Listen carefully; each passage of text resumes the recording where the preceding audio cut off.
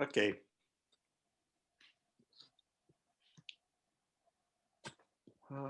Fine.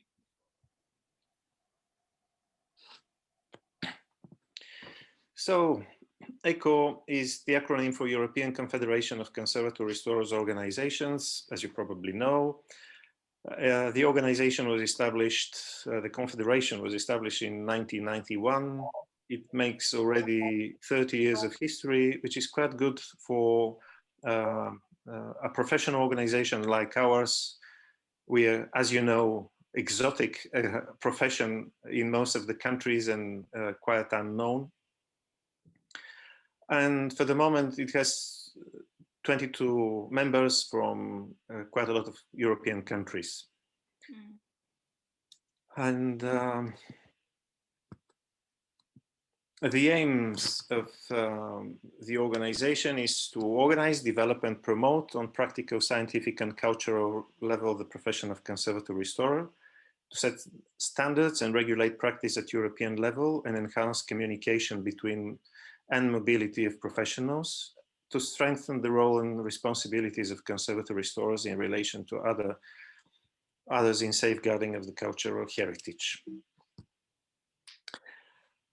Since the beginning of the establishment of E.C.C.O, as you've heard, the aim was to increase the level of professional practice, and in order to achieve that, E.C.C.O produced several documents. One of the first was E.C.C.O Professional Guidelines, which was first adopted in 1993-1994. And there are three parts. First part, profession, then the code of ethics, and the third part is education. They were later revised, first part in 2002, the second one in 2003, and the fourth and the third part in 2004. And I suppose it will be interesting for you to know that the entry level for the practice in as defined by E.C.C.O professional guidelines is that the conservator restorer should be at master's degree or like a recognized equivalent. And this should be achieved by a period of full study in conservation restoration for no less than 5 years at the university. I have to tell you that most of the European universities and academies that provide with education in conservation restoration have more or less following these guidelines, either with full-time study 5 years or 3+2 or 4+1.5. And there are some exceptions. For example, in Poland, the 3 universities who provide with education on conservation restoration have longer studies. Their study is 6 years long, and it's really long, I think, but that's how they've chose it. And along with these initial documents, these initial papers, E.C.C.O took part in several projects. One of them, the early project, which is really important, I believe, is this with the acronym APPEL. And it's a survey of the legal and professional responsibilities of conservatory restorers in Europe in regards to preservation and conservation of cultural heritage. E.C.C.O was the main coordinator together with ICROM. And it makes it even more, how to say, visible, because ICROM, as you know, is a worldwide organization, and its members are state parties, not individuals. So I think it was an extremely important partner to E.C.C.O at this project.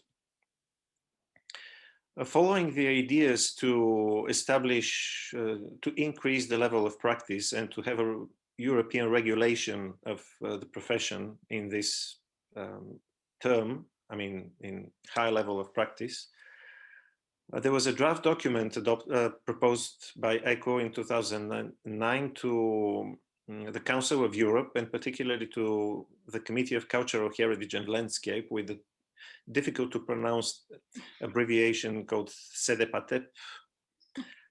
It was submitted together with E.C.C.O, and it was prepared with the support of ICROM and ANCOR. You probably know ANCOR as an organization, a network of universities who deliver education in conservation restoration.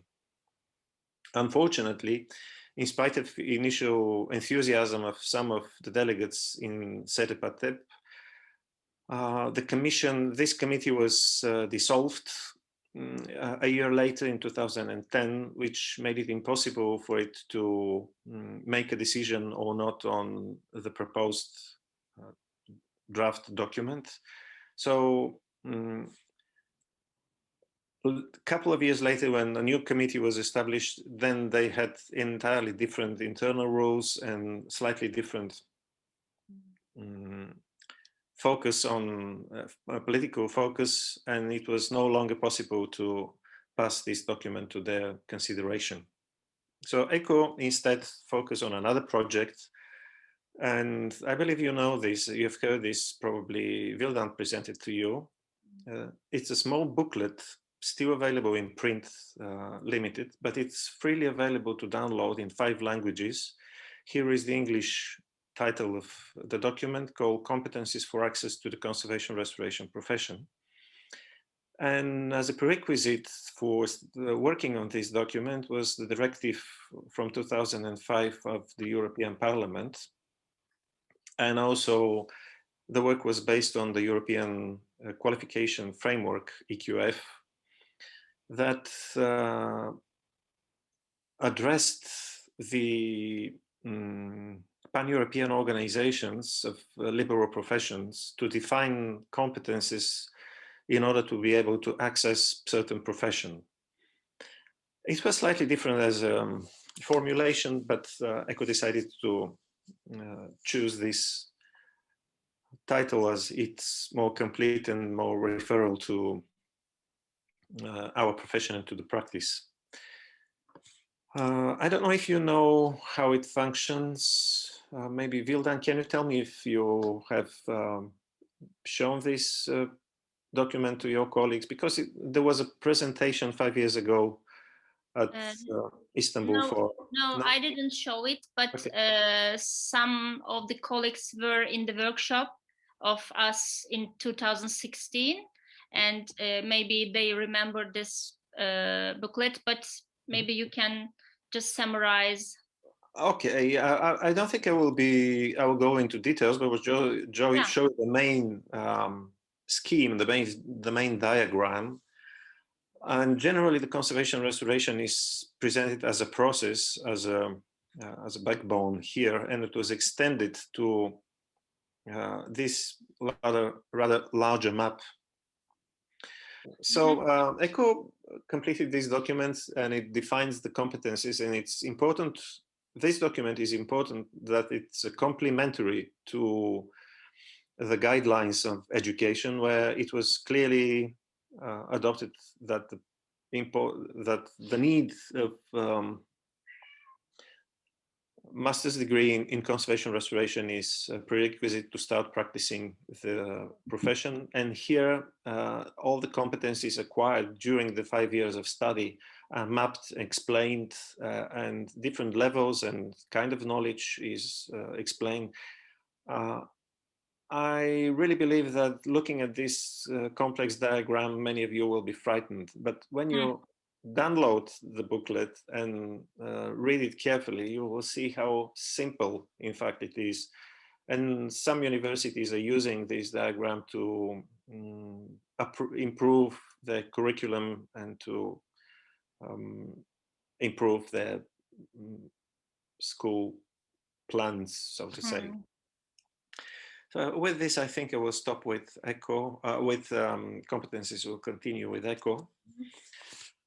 I mentioned before that we failed to pass the document on European regulation of the profession to Council of Europe. But when the new committee was established, and it has a new name now, as you see, it's another difficult to pronounce name, CDCPP, and it's easy to have joke with this abbreviation. Steering Committee on Landscape, Heritage and Culture. And we approached the committee and presented ourselves and got the status, received the status, observer status, which allows us to make interventions during the sessions and to discuss, to present our ideas to the national delegates, and also to get in contact with representatives of other European institutions, as for example with some of the European Union institutions. In this case, I show you the European Commission. European Commission is like European government. And we realized that the European Commission, the European Union in general, is more oriented towards business. It's not so much towards culture. And they always say that culture is up to the countries, and we don't going to regulate the cultural policies within the country. So we were thinking how to approach European Commission, and we realized that, in fact, coming up to business is money. And we realized that in the NACE codes, this is the nomenclature of economic activities. I'm sure in Turkey you have similar one, just with a different name. When you pay your taxes under these codes. And we realized that we don't exist in this code as a profession. And also following, because we don't exist as persons who pay taxes, we don't exist also as a professional, in the classification of occupations, which is the other abbreviation E.C.C.O. This is why we decided to work on these NACE codes and to make a proposal for amendments. It was really a huge document of a couple of thousand pages to study and to consider, to be carefully to decode the codes before asking for amendment. Our proposal was consulted with the European bureaucrats, and it coincided with proposals from some of the countries to revise the NACE code. So eventually we submitted this proposal. We will see what will happen. But in order to be successful, or if it's not successful now, in order to success in the future, we started a project called Charter Project. And this is the brand new initiative, brand new project of E.C.C.O. It just starts. It's really big one. This Charter Project stands for Cultural Heritage Action to Refine Training, Education and Roles within heritage safeguarding. And it's a big consortium that involves a lot of full members from 14 European countries, plus several associate partners. The aim of this project is to creating and developing occupational profiles of different heritage professionals, not only conservator restorers, but all those who are involved in the process of conservation, restoration, or protection of cultural heritage, like, for example, archaeologists, curators, conservation architects, and some others. And thankfully, we are in a very good position, having our competencies already defined with the booklet, and we can now help the others to create their own profiles, occupational profiles.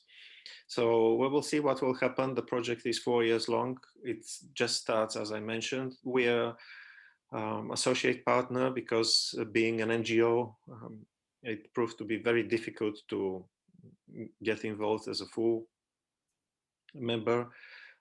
But the full members who work together with us are really deeply involved in the problems of cultural heritage conservation. The project is led by Portuguese Barcelona University, and there will be a lot of chances to speak again. I think if you're curious, you can visit the Charter Project EU to get more information on this.